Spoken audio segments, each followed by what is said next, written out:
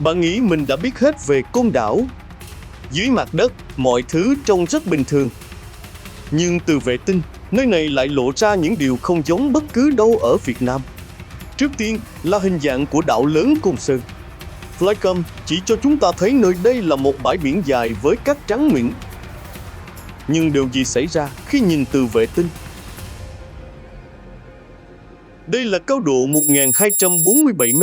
Những điểm nổi bật mà chúng ta vẫn nhìn thấy rõ là Dinh Chúa Đảo, cầu tàu 914 lịch sử,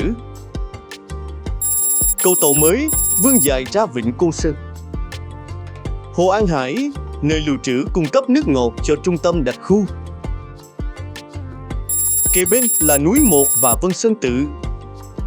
Phía sau Hồ An Hải là An Sơn Miếu.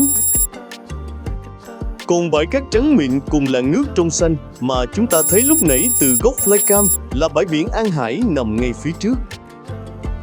Nhưng khoan đã, di chuyển góc nhìn vệ tinh lên một tầm cao khác thì điều gì sẽ xảy ra? Đây là cao độ 3.374 m so với mặt nước biển. Chúng ta bắt đầu thấy được những góc cạnh đặc biệt của đảo lớn Côn Sơn. Đây là đỉnh Thánh Giá cao 577 m so với mực nước biển, được mệnh danh là nóc nhà của hòn đảo. Đây là điểm check-in mũi Lò Voi. Các bạn nhớ vị trí này nhé. Khi góc nhìn vệ tinh nâng lên cao hơn, điều bất ngờ sẽ được giải đáp. Ở độ cao này thì chúng ta bắt đầu nhìn thấy thấp thoáng những đảo nhỏ lân cận.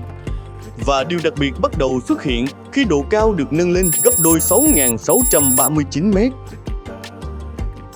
Ở góc nhìn này thì toàn đảo lớn Côn Sơn bắt đầu hiện ra.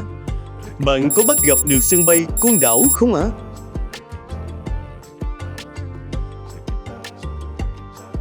Đây là đường băng của sân bay Cỏ Ống, Côn Đảo, thường được coi là một trong những sân bay hiểm trở và khó hạ cánh nhất Việt Nam. Sự nguy hiểm đến từ vị trí địa lý độc đáo, đường băng ngắn, chưa đầy 2 km, nằm sát biển.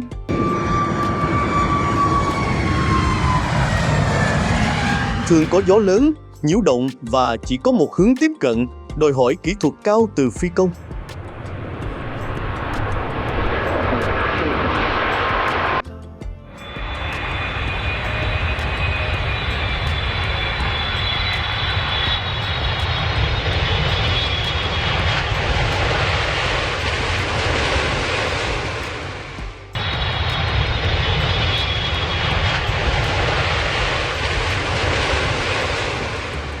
Nhưng điều thú vị là trên thế giới cũng có một nơi còn căng hơn nhiều.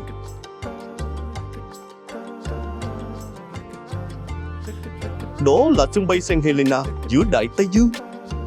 Nơi đây nổi tiếng với những cơn gió cát mạnh và điều kiện hạ cánh cực kỳ khắc nghiệt đến mức phi công phải được huấn luyện riêng. Sân bay St. Helena nằm trên đảo St. Helena.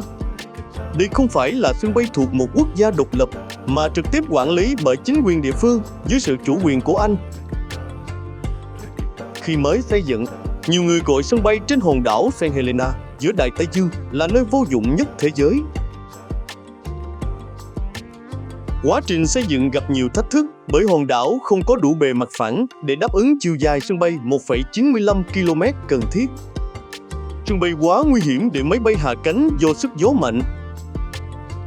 Ngày nay, St. Helena đã đi vào hoạt động và được xếp loại C. Phi công phải được huấn luyện đặc biệt để hạ cánh an toàn. Nếu Cỏ Ống mang đến cảm giác thử thách giữa núi và biển, thì St. Helena lại là cuộc đấu trí với gió giữa đại dương. Vậy từ góc nhìn vệ tinh, hai sân bay này khác nhau như thế nào?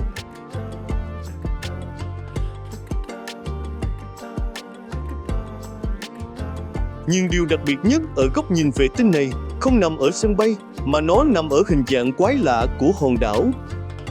Từ vệ tinh, giữa vùng biển xanh thẳm, bất ngờ hiện ra một hình thù rất lạ, giống như một chú gấu khổng lồ đang nằm yên giữa đại dương. Đây là phần đầu nhô ra như đang hướng về phía đất liền. Thân mình kéo dài. Đây là hai chân trước. Còn đây là hai chân sau của chú gấu. Và đây là điểm check-in mũi Lò Voi mà Hudovi kêu các bạn để ý.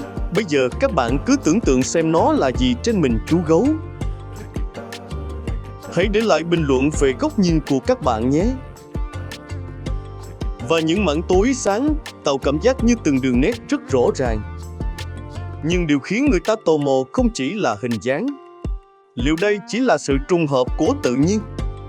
Hay là kết quả của hàng triệu năm kiến tạo địa chất mà vô tình tạo nên một hình dạng có ý nghĩa?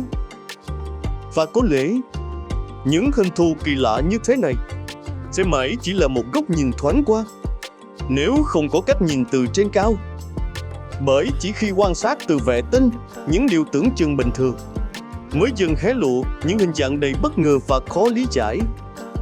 Và những phát hiện như thế này chỉ có thể tìm thấy cùng Hoodoo, nơi mỗi hành trình là một góc nhìn hoàn toàn khác.